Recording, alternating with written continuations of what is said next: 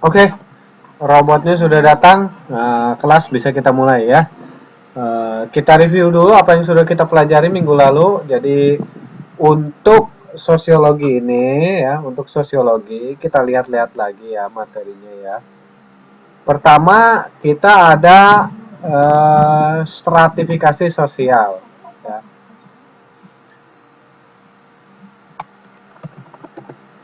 Kita ada yang namanya stratifikasi sosial ya.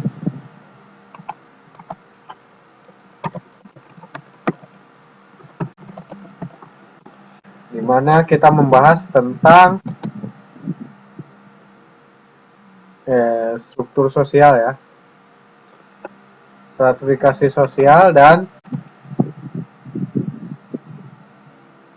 diferensiasi sosial, kemudian mobilitas sosial. Termasuk di dalamnya kita bahas juga ada yang disebut dengan konflik,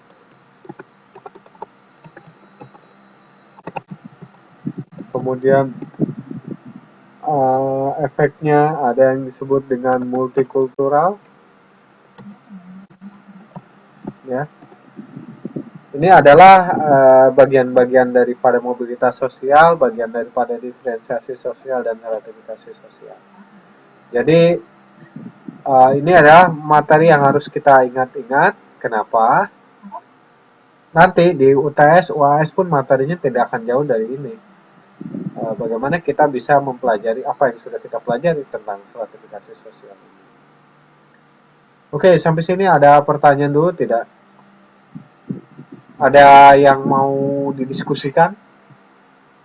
Kalau ada yang kurang jelas dari materi sebelum-sebelumnya?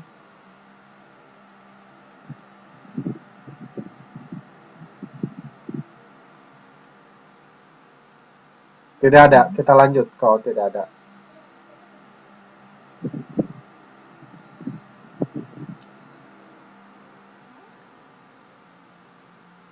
Ya, itu dia. Emang sudah ada ya? Oh, kisi-kisi. Boleh bahas. Saya belum buka nih.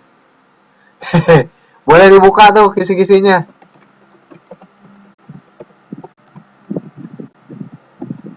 Saya belum buka filenya nih. Coba kita diskusi aja malam ini ya, kisi-kisi untuk placement test. Nggak apa-apa. Ini kan belajar namanya, jadi sama-sama belajar ya.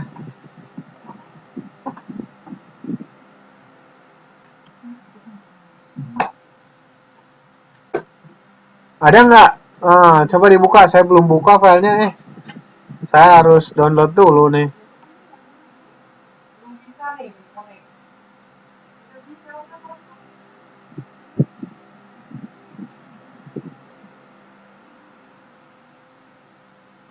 Silakan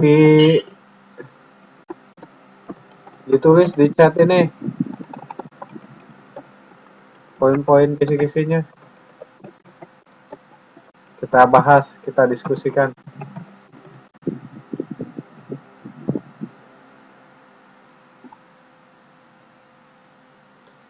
Ada jenis-jenis diferensiasi dalam masyarakat. Oh ya, tindakan menyimpang. Terus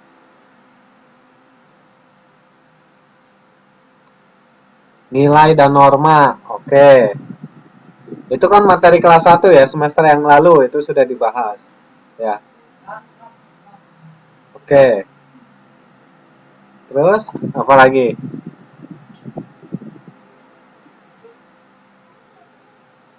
Kayaknya lebih yang belum dibahas aja. Oke, sip.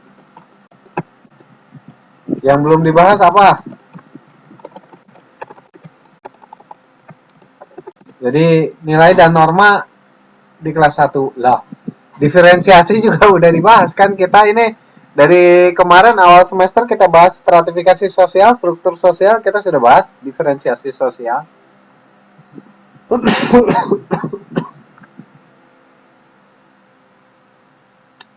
Baik, oke. Terus penyimpangan, mengidentifikasi jenis-jenis sosial. Jenis-jenis sosial itu apa? Jenis-jenis sosial maksudnya Salah kali itu, ada kurang tuh. Jenis-jenis stratifikasi, jenis-jenis diferensiasi atau jenis-jenis kelompok sosial.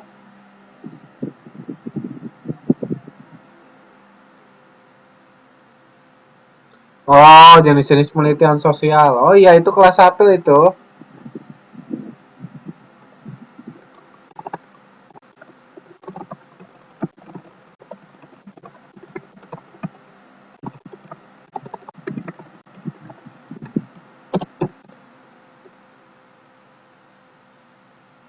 Ya, jenis-jenis penelitian sosial sudah pernah dibahas belum? Belum ya.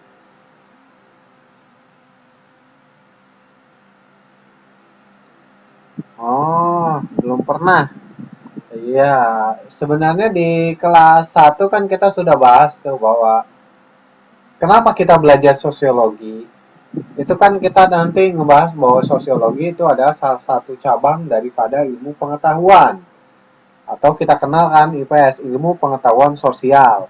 Jadi sosiologi itu bagian daripada ilmu pengetahuan sosial. Nggak ada suaranya. Yang lain dengar nggak? Yang lain dengar nggak?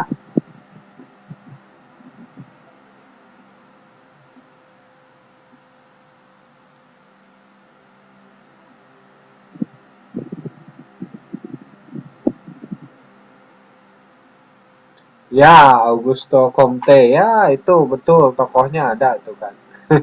Sudah ingat. Nah, jadi itu bagian daripada ilmu pengetahuan sosial. Nah, dalam melakukan penelitian sosial ini, jenis-jenisnya ada macam-macam kan. Ada jenis, yaitu tadi kita ingin tahu tentang stratifikasi sosial. Kita ingin mengetahui apa yang disebut dengan social behavior atau perilaku sosial. Ya, contohnya jenis penelitian nih.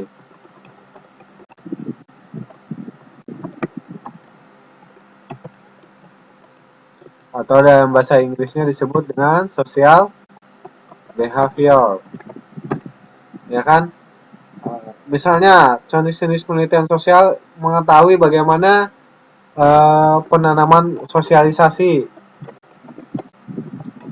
nilai, norma, ya. Contohnya itu ada jenis-jenis penelitian sosial kan. Jadi kita ingin tahu bagaimana orang tua mewariskan nilai-nilai atau norma kepada anak-anaknya, ya, bahwa ini adalah budayanya orang tua, misalnya orang tuanya orang Sunda, bagaimana budaya Sunda itu, ya. Orang tuanya orang Sumatera, misalnya orang Batak, bagaimana budaya Batak seperti apa nilai-nilainya. Kemudian nilai-nilai kemasyarakatan, misalnya ya sosialisasi ya, sosiologi itu kan nilai kemasyarakatan kayak oke, okay, kita harus tenggang rasa, bersimpati atau berempati, ya. Bagaimana tingkat empati masyarakat, misalnya ketika ada orang dalam satu desa itu ada musibah, satu keluarga misalnya ada yang meninggal. Nah, empati masyarakatnya bagaimana atau simpati masyarakatnya bagaimana, itu ada contoh penelitian sosial, ya. Jadi kemudian sosial behaviornya itu kalau demo bagaimana, ya, demo-demo. Kenapa masyarakat bisa demo misalnya menghadapi ketidakpuasan seperti itu, ya. Itu ada contoh-contoh daripada jenis-jenis penelitian sosial. Ya, banyak yang bisa kita lakukan dalam penelitian sosial kan, banyak sekali. Mulai dari anak muda, perilaku remaja misalnya kan ada tuh, perilaku remaja, gaya berpacaran anak muda misalnya. Itu diteliti. Itu ada penelitian sosial itu. Sampai perilaku remaja berpacaran bagaimana.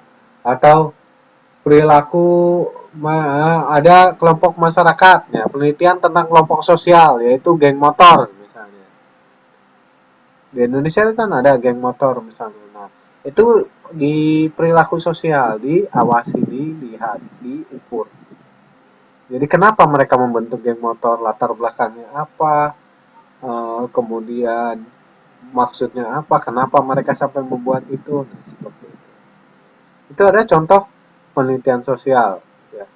Kemudian penelitian dengan kelompok-kelompok sosial juga ya, banyak kan, saya udah sebutkan. Saluran mobilitas sosial.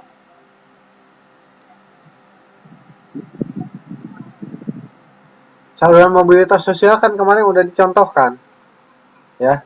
Banyak, misalnya lewat pendidikan. Ini lewat angkatan bersenjata, jadi tentara. Ini ada mobilitas sosial ya kan? Perkawinan, betul. Itu kan contoh-contoh saluran-saluran bahwa orang bisa naik status atau turun status. Lewat mana? Misalnya lewat pendidikan, lewat ekonomi, misalnya apa? Misalnya karena dia berbisnis, bisnisnya maju, kaya.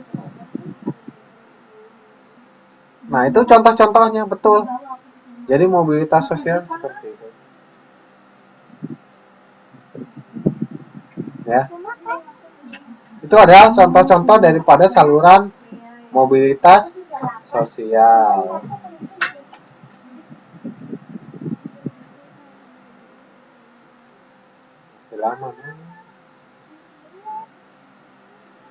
Oke, itu contoh-contoh daripada saluran mobilitas sosial.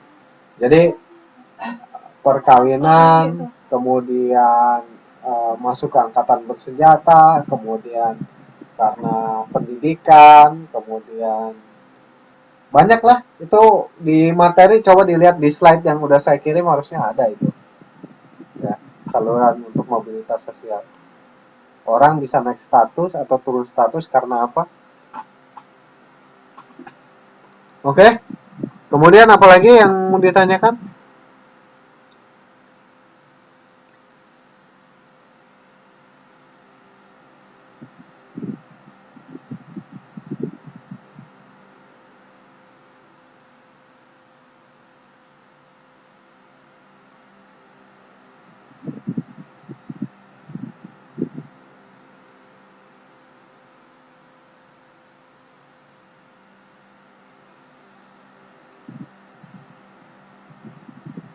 Gimana?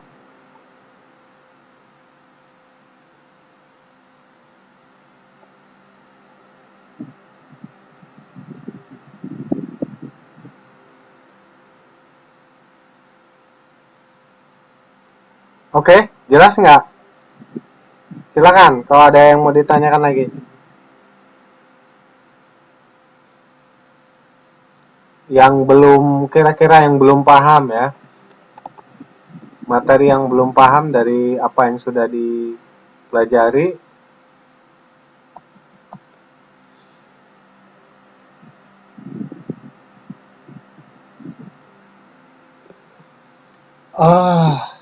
Mengidentifikasi data primer dan sekunder. Data primer itu contohnya ke orang langsung ya. Ya.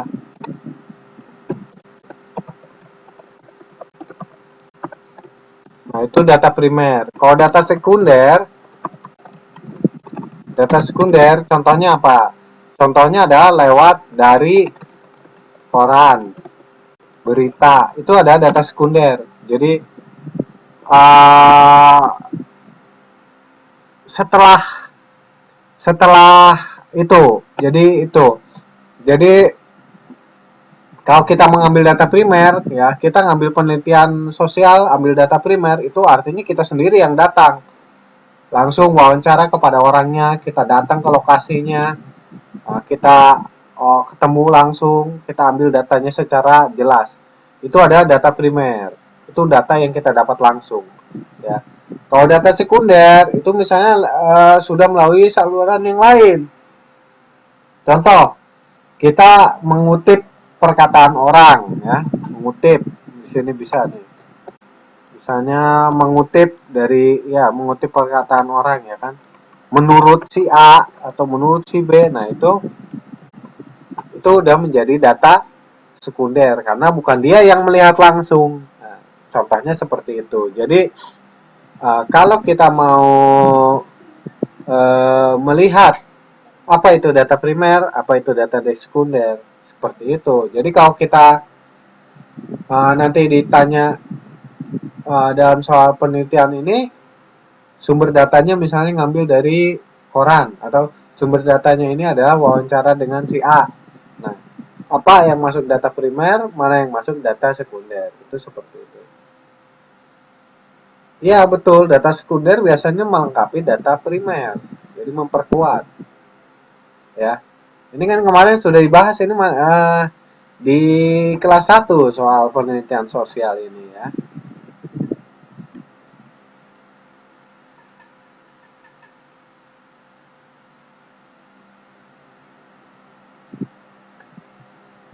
Saluran-saluran mobilitas sosial sudah ya, dalam masyarakat tadi sudah disebut ya, saluran mobilitas sosial. Mobilitas sosial itu misalnya apa? Itu tadi salurannya bisa lewat tentara, kan saya contohkan tuh. Ada pemuda nganggur, terus dia daftar jadi akabri, langsung jadi letnan, ya kan? Nah, itu berarti dia kan saluran mobilitas sosial melalui angkatan bersenjata atau tentara. Saluran mobilitas sosial melalui apa? Sekolah, misalnya sarjana, jadi kuliah gitu kan.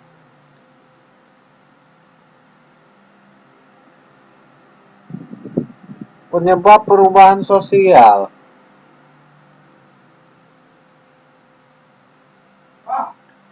Faktor internal dan eksternal ya. Iyalah, perubahan sosial contohnya yang kita kenal istilah-istilah ya. Ini contoh aja ya.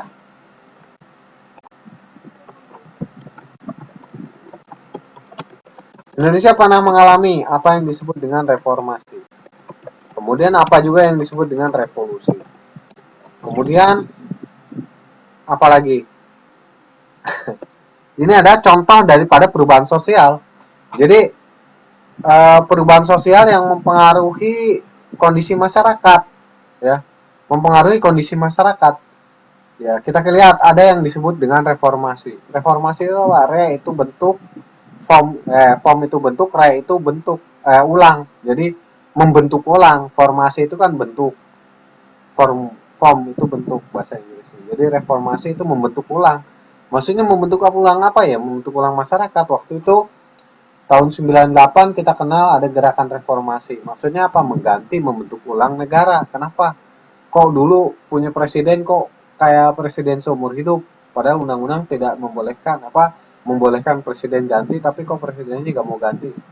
Nah, efeknya adalah kayak sekarang setelah reformasi ini kan presiden itu hanya memiliki waktu 2 kali jabatan, 2 kali masa jabatan. Jadi selama-lamanya itu adalah 10 tahun. Ya. Jika 5 tahun pertama sudah, 5 tahun kedua menang lagi, berarti sampai 10 tahun. Setelah itu ya dia nggak bisa mencalonkan lagi.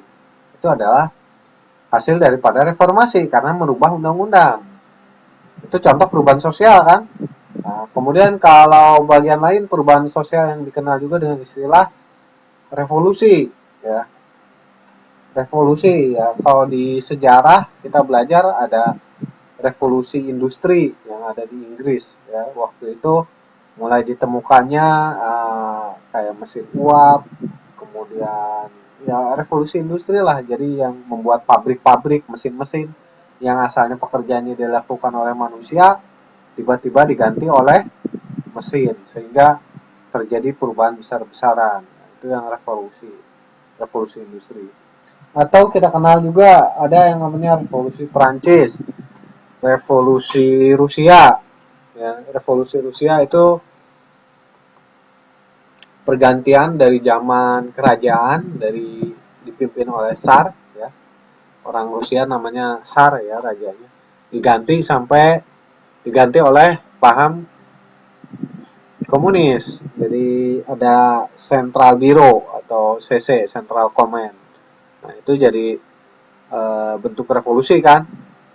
Masyarakatnya sampai terjadi pertumpahan darah biasanya revolusi. Nah, itu perebutan kekuasaan akhirnya kayak semacam terjadinya pertumpahan darah, perang perang saudara ya, seperti itu. Itu ada contoh daripada perubahan sosial melalui revolusi. Penyebab perubahan sosial itu apa? Ya, masyarakat ya kita lihat aja sendiri. Masyarakat mau melakukan perubahan sosial, faktor internalnya apa? Karena ingin mencari kehidupan yang lebih baik sama-sama, atau karena ada ketidakpuasan, ya, karena ketidakcocokan, atau karena apa? Itu ada di materi sebelumnya sudah di buku, coba kita lihat lagi ya.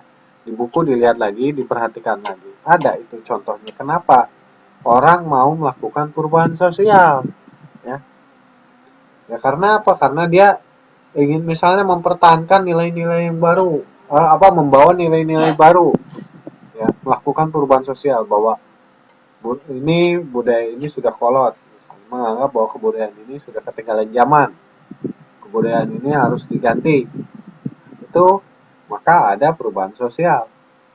Otomatis itu adalah motivasinya ya, faktor internalnya. Seperti itu. Ya. Ya, faktor eksternalnya apa ya? Dari luar lah. Contohnya ya tadi dalam revolusi juga sama, ada faktor internal dan eksternal.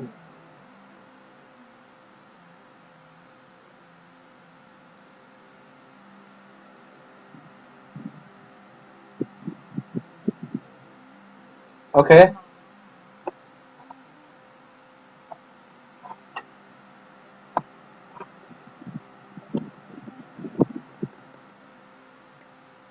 Oke ya. Sampai sini ada pertanyaan lagi tidak?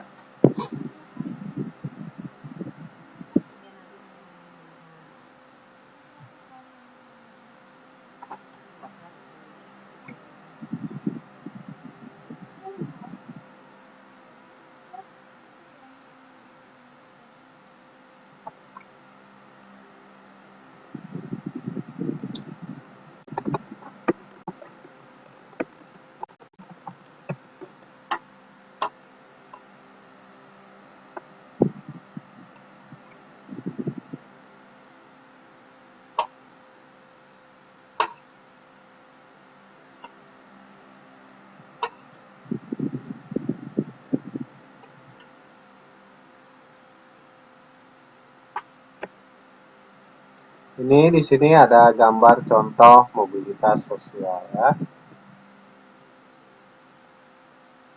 Mana nih?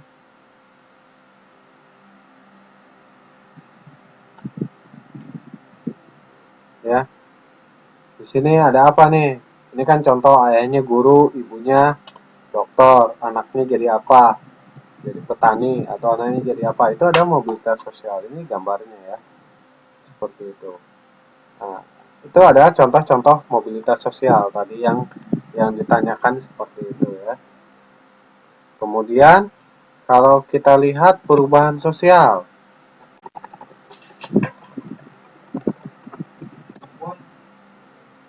Bunda, kadang tuh kalau misalnya itu udah istighfar toh, jadi tuh sosiologi perubahan sosial, kan? Jadi mengenal perubahan sosial budaya, ya, apa yang terjadi dalam masyarakat, ya kan? Tipe masyarakat dalam menyikapi perubahan sosial, ya kan? Ada yang bertahan, ada yang mendukung, ada yang tidak setuju dan ada yang setuju. Nih, di sini juga ada nih perubahan sosial budaya dalam era modernisasi dan globalisasi. Wah, ini dari UNESA. Nah, seperti itu ya. Nah, seperti itu. Jadi ini adalah contoh-contoh daripada bagaimana perubahan sosial itu terjadi. Gitu. Ini ada dari Semaglaga, Banyuwangi. Nah, perubahan sosial budaya itu banyak. Sini tadi ada gambar nih, mana gambarnya yang jelas ya. Ya, ini perubahan sosial. Oh, ini kan contoh nih. Dulu pakai handphone, dulu pakai surat, sekarang pakai handphone. Dinamika perubahan sosial dan budaya lewat apa ini? Lewat organisasi politik, lewat organisasi keagamaan, ya kan? Ada organisasi pendidikan, organisasi ekonomi. Nah, ini kan udah jelas. Ini masuk juga eh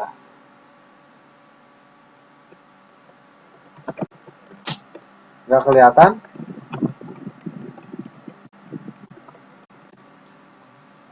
Ada yang ngelihat gambarnya nggak nih?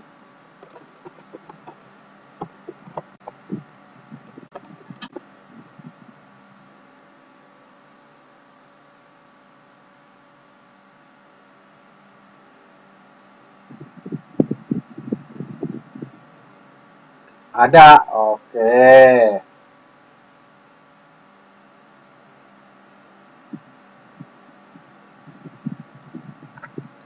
Oke ya. Jadi ini ada organisasi politik, ada organisasi keagamaan, ada organisasi ekonomi, organisasi pendidikan, dan organisasi hukum. Itu contohnya tadi organisasi politik misalnya lewat saluran-saluran mobilitas ini masuk ke anggota partai misalnya daftar jadi calon legislatif ikutan pemilu ya kan pilkada kemudian menang wah udah kalau menang di pilkada dia naik status itu ada saluran mobilitas sosial ya. Tadi kan ditanyakan saluran mobilitas sosial apa saja ya ada itu lewat lewat partai politik lewat tadi itu angkatan bersenjata ya lewat tentara daftar tentara atau daftar jadi polisi itulah semua. Oh pakai HP ya kalau pakai HP nggak kelihatan oke oke lah nggak apa-apa kita lanjut saja ya organisasi olahraga bisa tidak oh ya bisa kalau jadi atlet berprestasi contohnya yang mendapat medali emas itu kemarin dapat 1 M ya itu kan mobilitas sosial itu organisasi olahraga betul bisa peraih medali emas dapat bonus dari negara negara ngasih bonus sampai dengan 1 miliar rupiah wah 1 miliar rupiah kan enak tuh kayak udah punya uang pensiun itu ya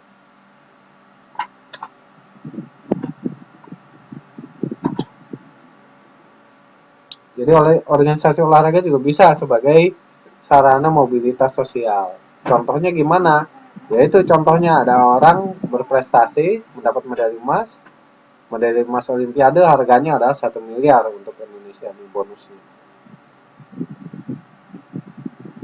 Oke, itu adalah saluran-saluran dari perubahan sosial ya, saluran-saluran dari mobilitas sosial. Jadi kalau kita lihat sekali lagi bahwa perubahan sosial itu bisa terjadi di masyarakat ya. Coba kalau kita bandingkan dengan yang dibuat di Google ya.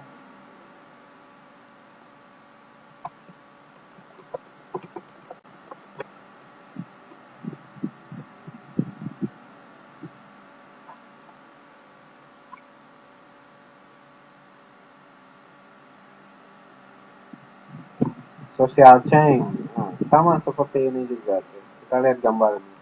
Petani pakai laptop, itu perubahan sosial.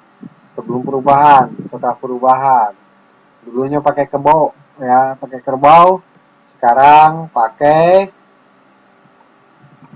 pakai traktor itu ada perubahan sosial ya contoh jelas nih perubahan sosial nih anak muda balap motor ya, balapan liar wis itu geng motor itu semua perubahan sosial itu ada contoh-contoh daripada bagaimana perubahan sosial di masyarakat itu terjadi ya dan itu pasti terjadi.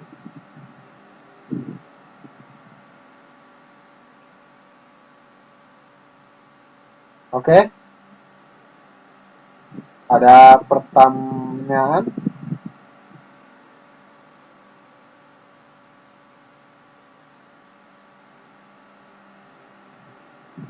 Tuh, ini ada nih faktor internal dan eksternal. Bertambah atau berkurangnya penduduk, adanya penemuan baru, adanya konflik, kemudian adanya revolusi, itu kan pemberontakan. Ini mempengaruhi perubahan sosial.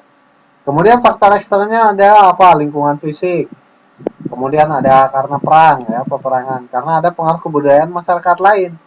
Misalnya karena pengaruh dari luar negeri misalnya, atau karena pengaruh dari luar negeri ya, biasanya seperti itu, memberi pengaruh ya. Jadi ini sudah kelihatan tuh faktor internal eksternal dalam perubahan sosial budaya, contohnya seperti itu ya. Oke, selanjutnya gimana, ada pertanyaan lagi tidak?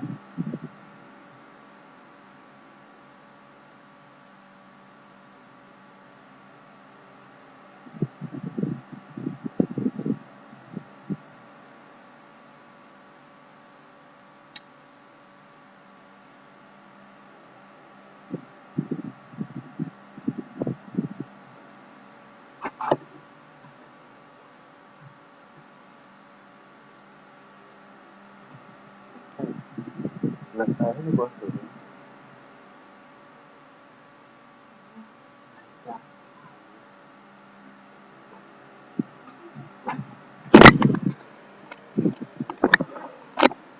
Oke, silakan yang mau bertanya lagi. Untuk yang baru masuk ya, minggu ini kita ada UTS ya, dipersiapkan.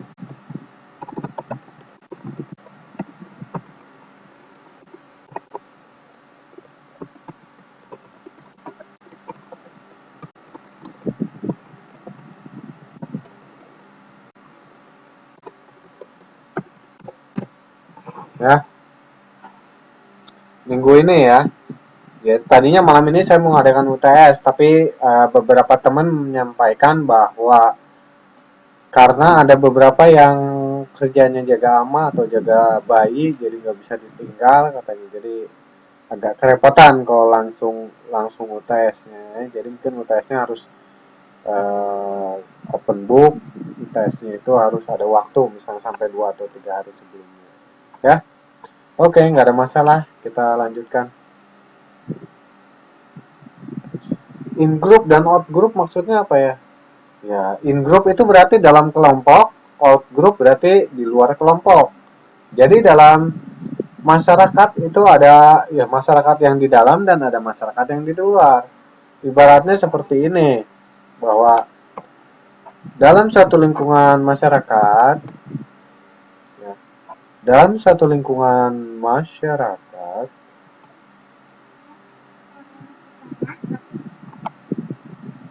ya, ini ada in group dan out group, ya. Nah, ibaratnya ada dua lingkaran. Ini ada yang di dalam, ini in, woi, dan ini ada yang di luar. Di luar itu adalah out. Jadi in group, out group. Jadi kelompok kelompok itu kelompok sosial itu pasti ada orang yang di dalam dan ada orang yang di luar kelompoknya. Contohnya aja kayak geng motor in group. Kalau orang mau masuk anggota geng motor katanya harus di apa namanya, dipelonco dulu ya, di ospek gitu kan, dipelonco, dikerjain dulu lah, disuruh bikin apa, suruh melakukan apa ya, setelah itu dianggap oke, baru dianggap jadi anggota kelompoknya, diterima, diinisiasi dulu bahwa kamu mau jadi anggota geng motor ini harus berani malak misalnya, kan biasanya gitu, karena asosiasi geng motor itu kan selalu negatif. Kamu bisa jadi anggota geng motor kalau pernah apa namanya, motornya harus dimodif gitu kan, modifnya juga ganti knalpotnya harus yang berisik. Kalau nggak pakai knalpot berisik nggak dianggap anggota geng motor misalnya. Nah, itu untuk menjadi in group, itu menjadi in group. Sedangkan out group itu kan orang yang bukan di dalam kelompoknya. Kalau geng motor-motornya apa, knalpotnya berisik itu racing. Kalau di luar itu berarti knalpotnya biasa aja, oh berarti bukan anggota geng motor, itu berarti out group, seperti itu. Itu contohnya seperti itu ya.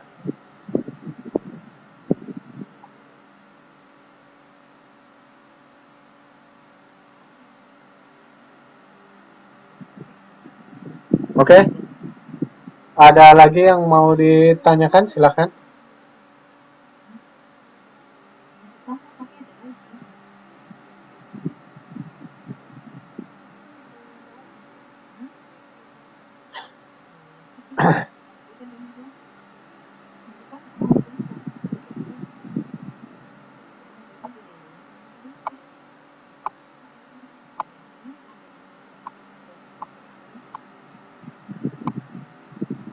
Oke ya, ada pertanyaan tidak?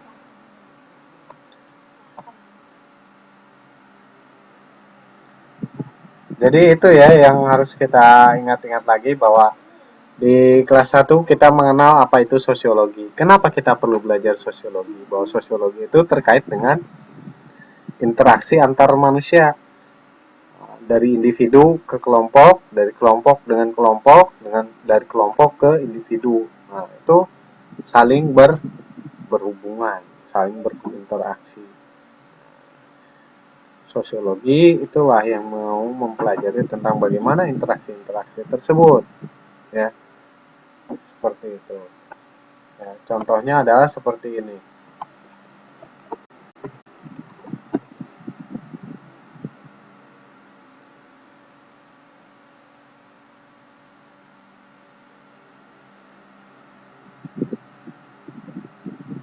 Oke, ini ada contoh interaksi sosial ya. Ini si A konak apa terhubung ke si B, si A ke si C, ini si B ke D dan seterusnya. Ini kan contoh daripada bagaimana interaksi sosial dalam Facebook. Ini dikenal dengan istilahnya itu adalah sosiogram. Ya, sosiogram. Sosiogram itu adalah menggambarkan hubungan antar individu, ya, hubungan antar individu dengan individu lain atau dengan kelompok lain.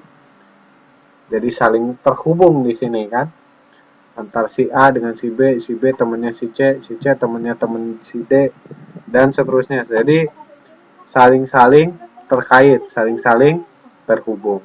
Dan di Facebook pun akhirnya akan dibentuk ada yang namanya grup-grup, ya kan? Kayak oke, ini grup kejar paket C Taiwan.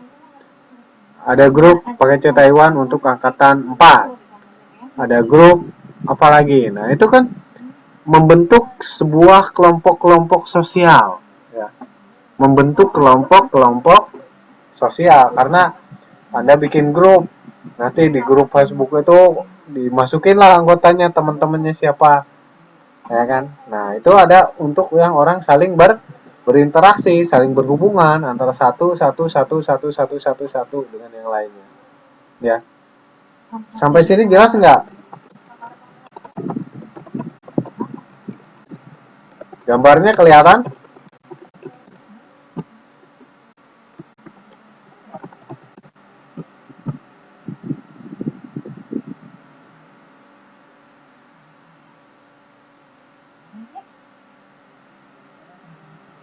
Oke, kelihatan ya?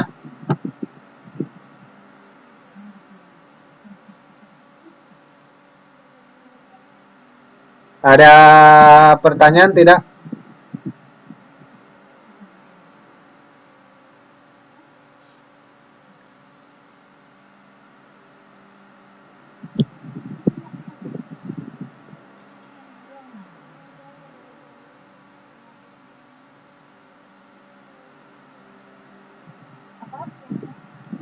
Ada pertanyaan tidak? Silakan. Kalau ada pertanyaan.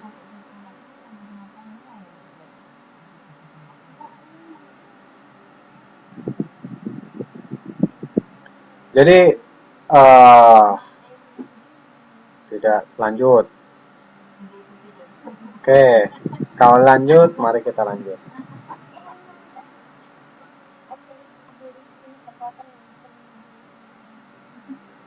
Oke ya, kita lanjut ya.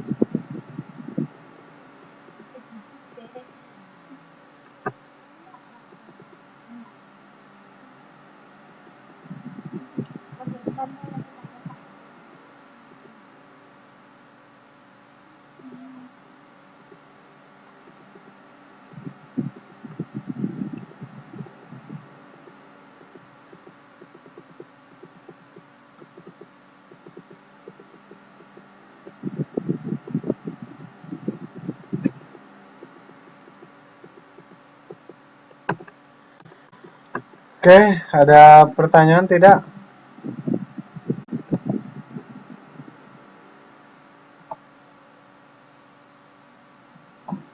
Oke, kalau dilanjut kita lihat saja di sini yuk.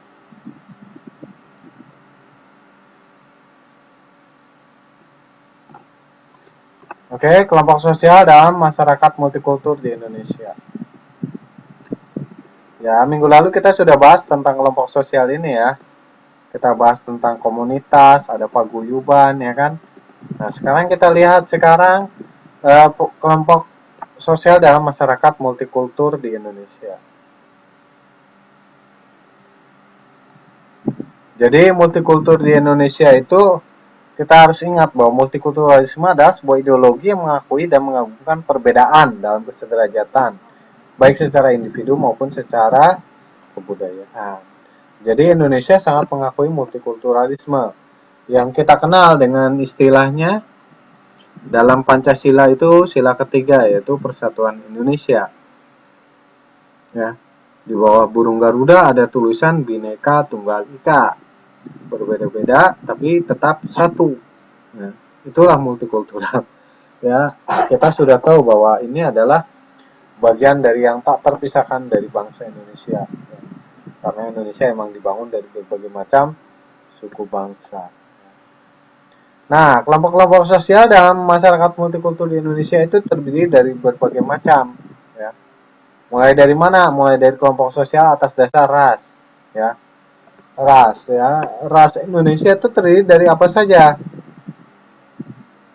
Ya, coba kita lihat. Uh,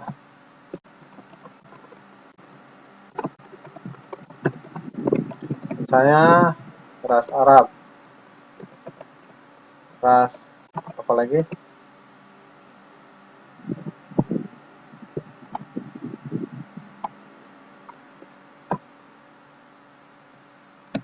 Tionghoa. Kemudian ras mana lagi?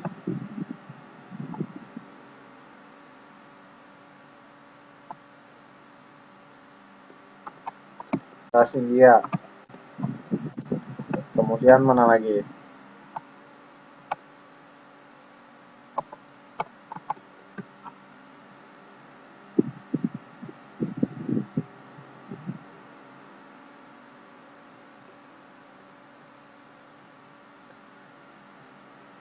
Ya, apalagi berdasarkan pulau ya.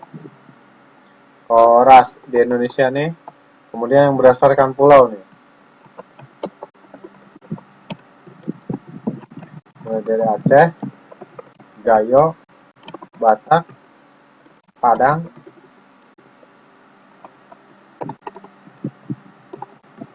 kemudian apa lagi? Sumatera Barat itu masuknya apa ya? Suku bangsa mana? Aceh, Lampung ya. Kemudian yang keempat apa lagi? Ya, Sunda, Jawa, Jawa juga jelas ya, ada Jawa Tengah, ada Jawa Timur, itu beda. Ada Jogja, ada Solo, Sunda, Jawa. Kemudian Kalimantan kita lihat ada Dayak. Ada apa lagi suku di Kalimantan?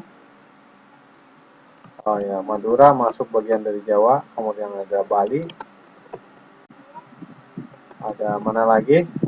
Gorontalo. Ada Bugis ya, Makassar. Kemudian apa lagi? Mandar. Apa lagi? Minahasa. Apa lagi?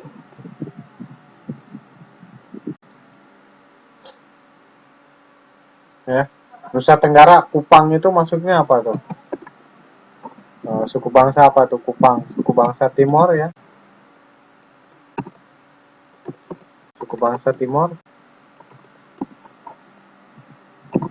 Itu berarti Sasak ya, Lombok. Suku Sasak. Kalau Medan ada Melayu, Deli. Ada Melayu Deli, ada Batak, ada Gayo. Ya.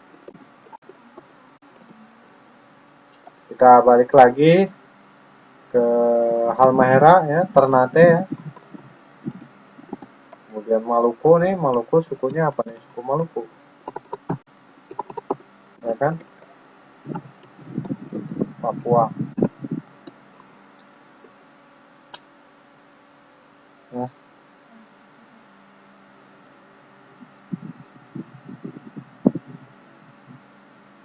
Jadi ini ada beberapa suku bangsa di Indonesia ya.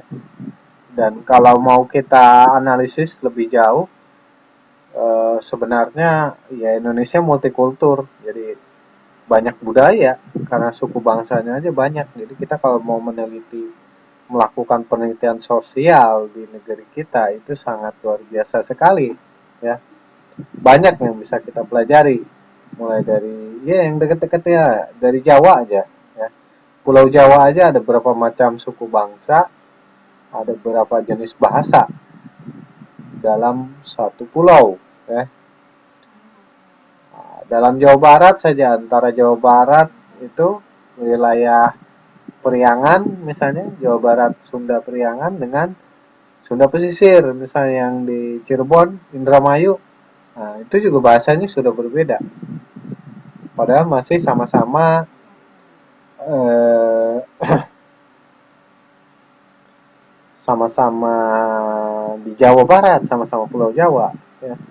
Itu adalah salah satu kekayaan multikulturalisme.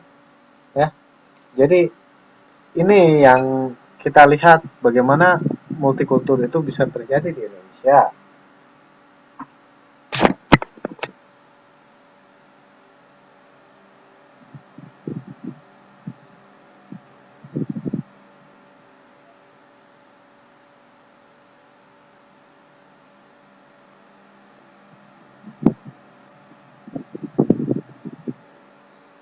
Oke ya, sampai sini ada pertanyaan dulu tidak?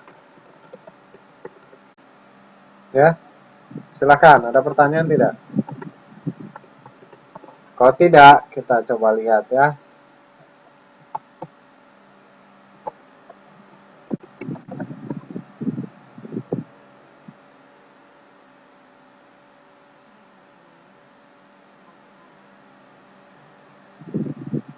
Wah,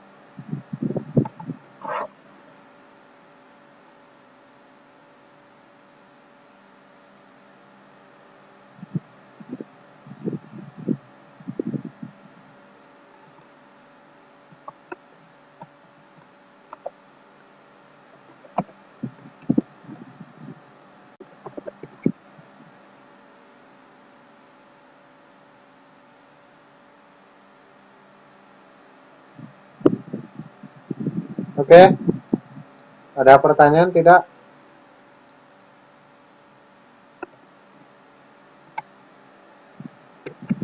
Jadi ada banyak sekali suku-suku budaya yang bisa kita pelajari ya.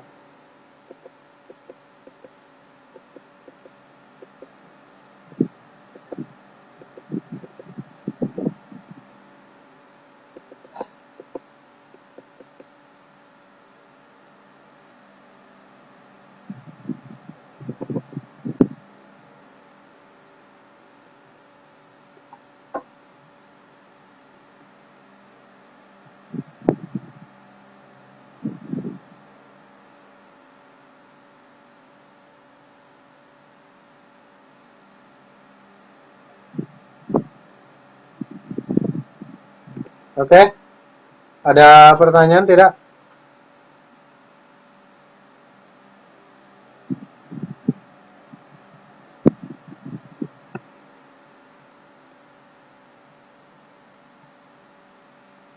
Tidak ada.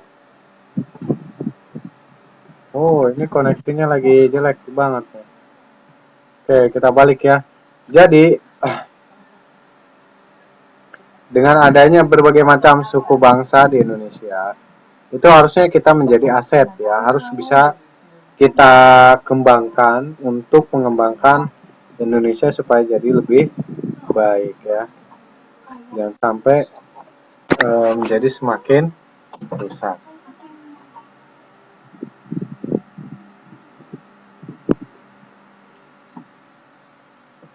Sekarang kalau ditanya ada berapa kelompok-kelompok sosial yang dibentuk di Indonesia ini ya. Kelompok sosial yang ada di Indonesia bagaimana? Ya. kelompok sosial di Indonesia. Sekarang kita lanjut ya.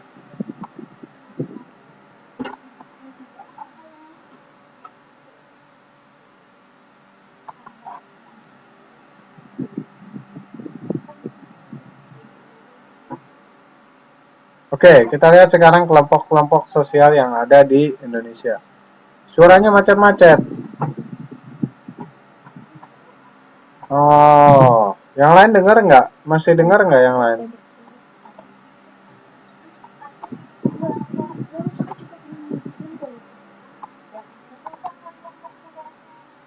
Hmm? Ada pertanyaan tidak? Suaranya masih kedengaran tidak?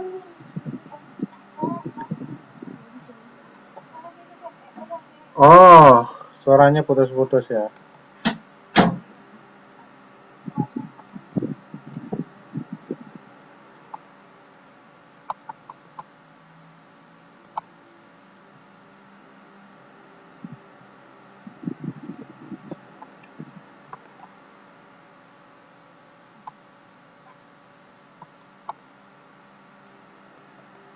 Suaranya masih putus-putus.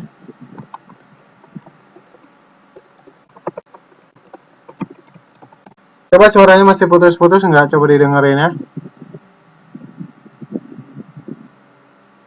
Oke, suaranya masih putus-putus tidak? Oke, sudah jelas.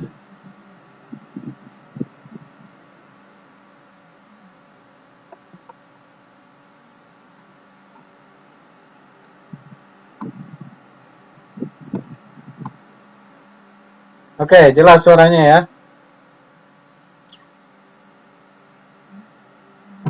Oke, kalau sudah jelas, mari kita lanjutkan ya. Jadi itu tadi yang sudah kita pelajari tentang berbagai suku itu adalah akan membentuk pada kelompok sosial. Ya, kelompok sosial itu gimana? Ada kelompok sosial karena pendidikan. Contohnya dalam pendidikan kita kenal ada pendidikan non formal, pendidikan informal, dan pendidikan formal. Ya,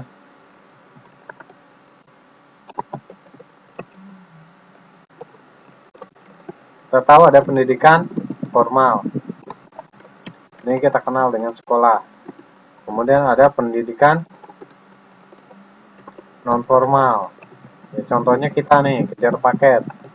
Dan ada pendidikan informal. Itu masuknya ada lewat keluarga, adat, tokoh adat. Ya kan? Nah itu ada informal. Nah dari semua ini kelompok sosial dalam pendidikan ini mempengaruhi terhadap kondisi siswa sosialnya.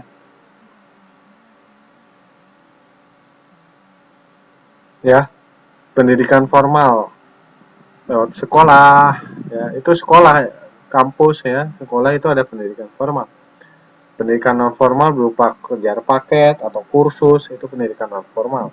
Sementara pendidikan informal itu contohnya adalah pendidikan yang dilakukan di keluarga, ya, dan misalnya juga yang dilakukan oleh tokoh-tokoh adat dalam adat lingkungan, ya.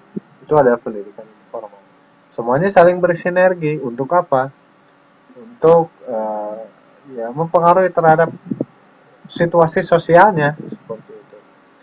Kemudian ada kelompok sosial karena nasab atau ikatan darah ya.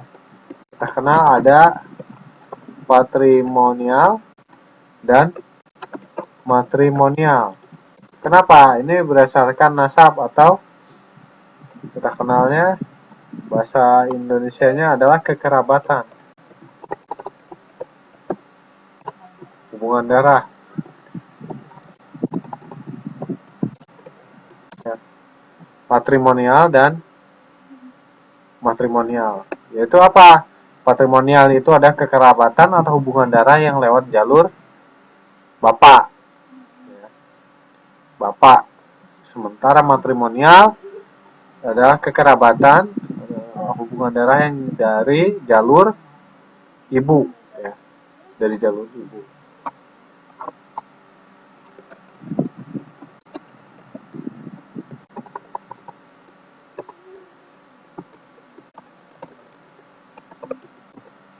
ya, lewat jalur ibu. Itulah seperti itu ya, patrimonial dan matrimonial.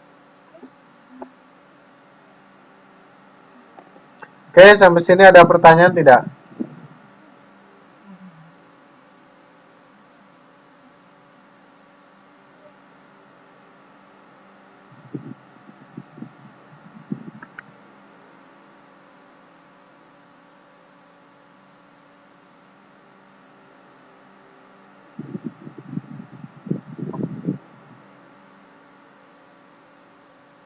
Oke, tidak ada, kita lanjutkan.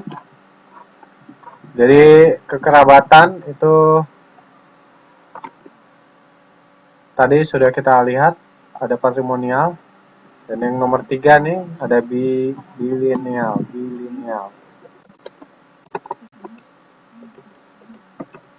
Jadi kalau bilineal itu maksudnya apa? Maksudnya adalah kekerabatan yang diambil dari jalur bapak juga jalur ibu. Seperti itu. Ya.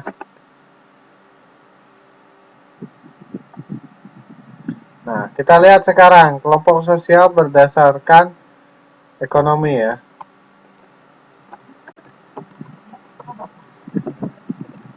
Kita kenal ada CV, VT, koperasi, ya kan? Apalagi nih. Ini ada perusahaan-perusahaan yang merupakan kelompok sosial ekonomi ya. Jadi dibangun dari dengan tujuan untuk yaitu tadi ada bagian dari kelompok sosial ya, yang memberi pengaruh terhadap kelompok masyarakat dalam satu daerah seperti itu.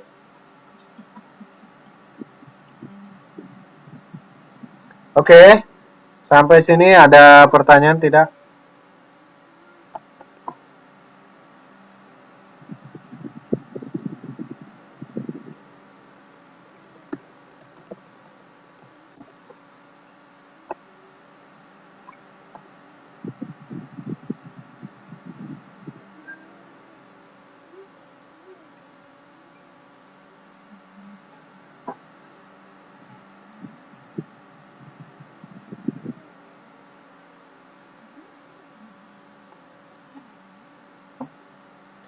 Ya, kita lihat.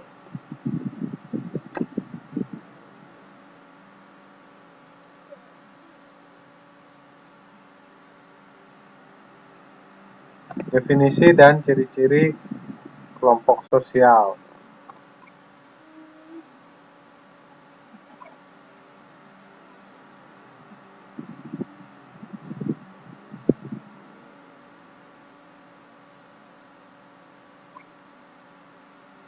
Nah, definisi kelompok-kelompok sosial.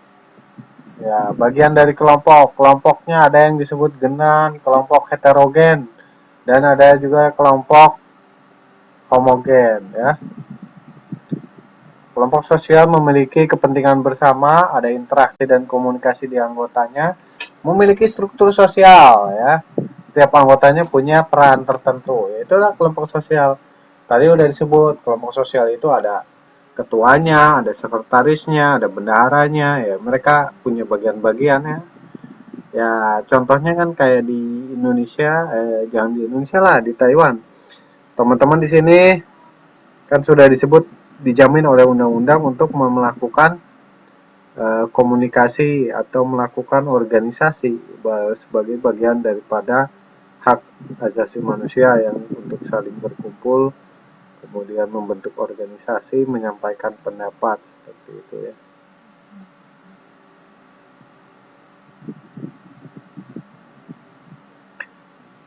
Tentu saja dalam kelompok sosial itu pasti ada bagian struktur sosialnya.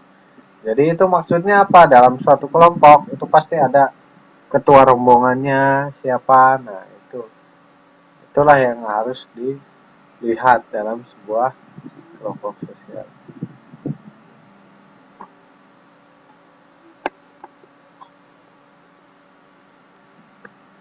Terus mengapa timbul kelompok sosial? Ya pertama ada dorongan untuk mempertahankan hidup. Ya. bergabung dengan kelompok sosial lain ya. Kemudian yang kedua adalah dorongan untuk menerus keturunan. Ya, ini adalah bagian dari membentuk kelompok sosial melalui menikah. Menikah itu juga adalah kelompok sosial ya. Bahwa keluarga itu ada kelompok sosial, ada ibu, ada bapak, ada anak. Itu ada salah satu kelompok sosial yang paling sederhana. Seperti itu. Faktor pembentuk kelompok sosial karena ada kedekatan, faktor geografis, kemudian ada kesamaan, kemudian proses pembentukan kelompok melalui persepsi, motivasi, tujuan, kemudian organisasi dan independensi. Ya, seperti itu. Itulah kurang lebihnya.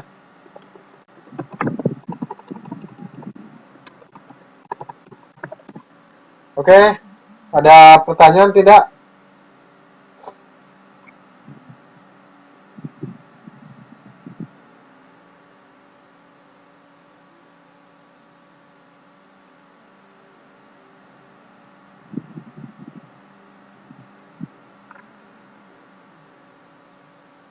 Oke ya.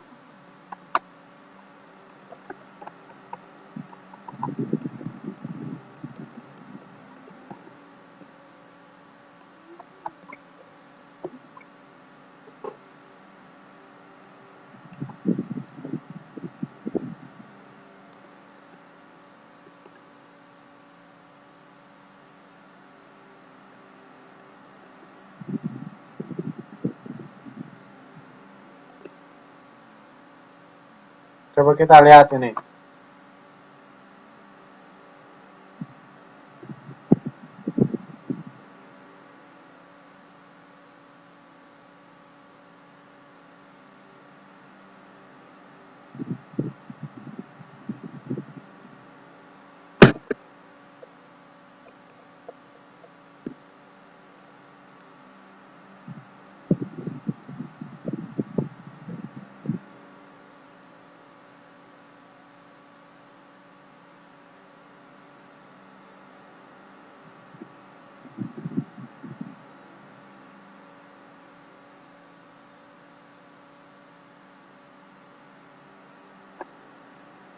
Ya, dilihat dulu ya.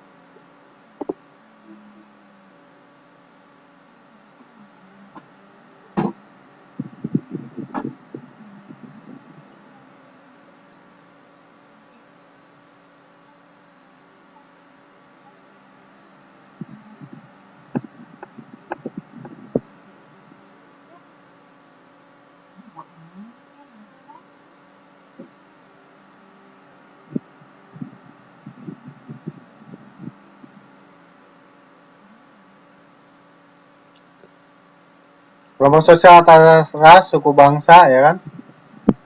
Masalah yang timbul akibat keanekaragaman antar umat beragama, yaitu kesenjangan antara pribumi dan non pribumi, antara penganut agama mayoritas dan minoritas, kesenjangan antara kaya dan miskin, ya kan? Nah, ini rusuh, terus perang, konflik antar etnis ya.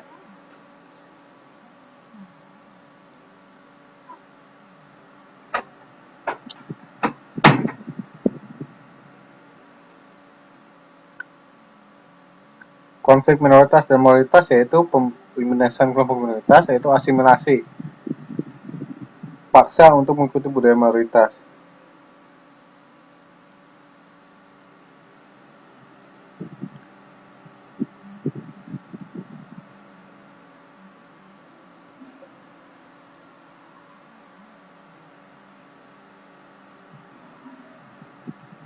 Kesenjangan geografis, sosiogeografis, ada otonomi daerah ya kan, ada transmigrasi.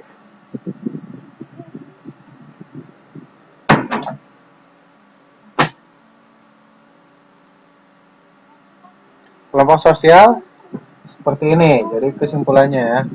Jadi dari video ini kita lihat beberapa catatan penting tentang apa itu kelompok sosial ya.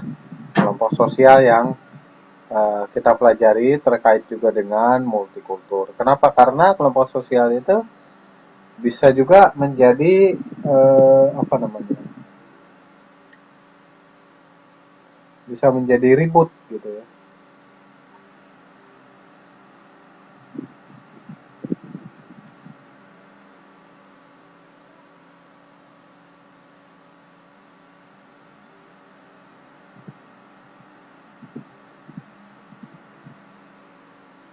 Oke, kita lihat nih. Contoh lainnya adalah kelompok-kelompok masyarakat multikultur ya. Atau ini deh, kita penting karena eh, bagian dari penting daripada sosiologi ini berpengaruh ya, perbedaan antar kelompok itu sehingga menimbulkan rawan terjadinya konflik. Kayak sekarang nih di Jakarta juga lagi ramai. Kenapa? Karena ada pilkada, akhirnya ribut, ini menimbulkan konflik. Ya, ya teman-teman bisa baca beritanya sekarang, bagaimana umat Islam sudah berdemo ya kan. Nah, itu adalah bagian daripada konflik, dan itu umat Islam itu kan adalah bagian daripada kelompok sosial ya, umat Islam. Ya, salah satunya ya, kelompok sosialnya ya, ada FPI juga. FPI juga bagian dari sebuah kelompok sosial.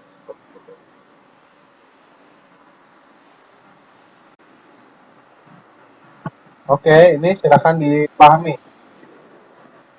Coba dilihat ya, videonya penting.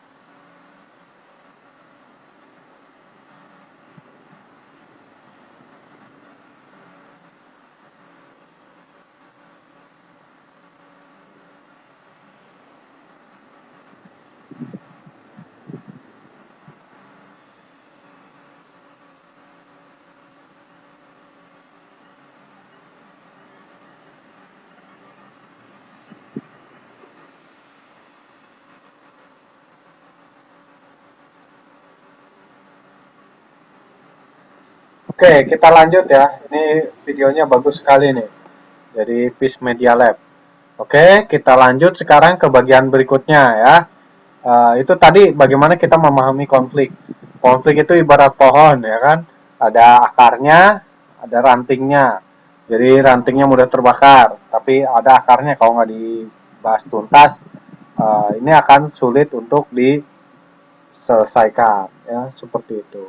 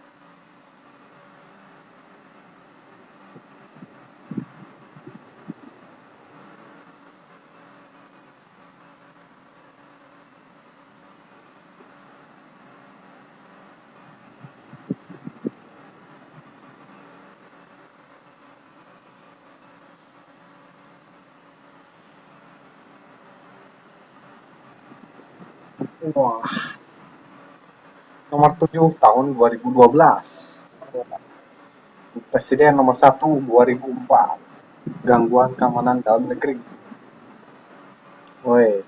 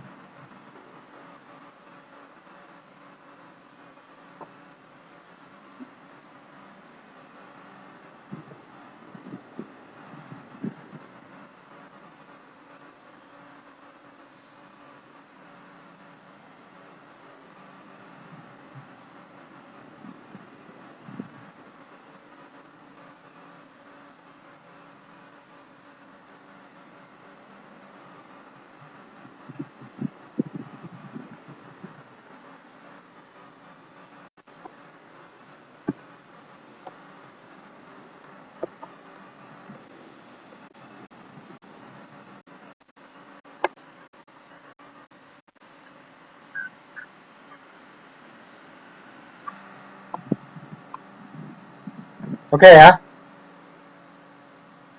sudah ya. Tadi itu adalah video tentang konflik. Jadi supaya lebih jelas lagi, coba kita refresh dulu biar teman-temannya bisa melihat. Tadi ada yang belum bisa lihat ya. Oke, oke ya. Coba kita mulai ya. Ini kita putar ulang karena ini penting.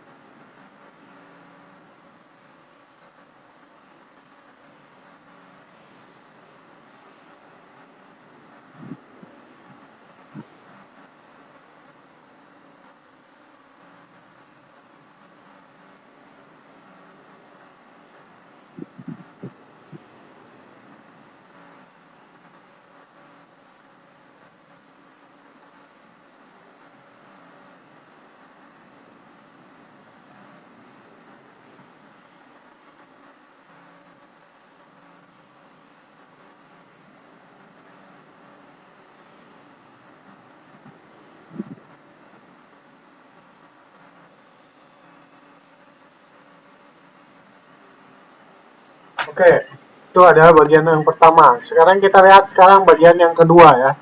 Jadi bagaimana kita memahami konflik karena ini terkait dengan kelompok-kelompok sosial yang ada di Indonesia ya.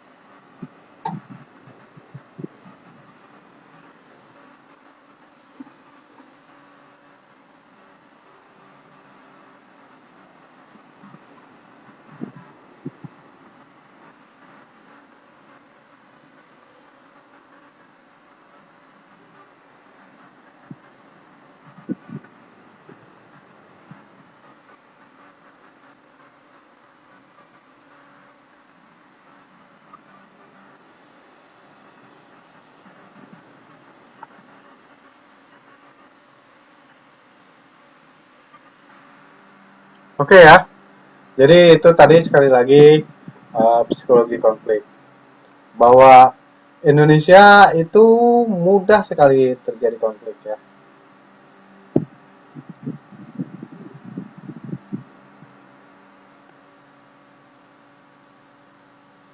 Sampai sini ada pertanyaan tidak?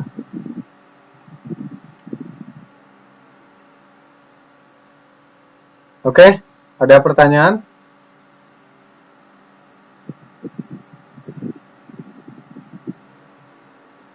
Tidak ada pertanyaan. Oke, kalau tidak kita cukup sampai sekian ya, karena waktunya sudah pukul setengah 11.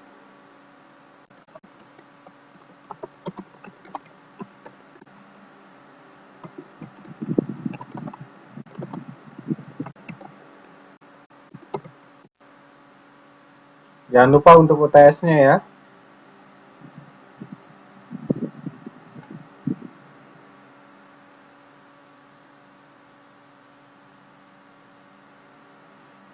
Oke, itu saja pada kesempatan malam hari ini.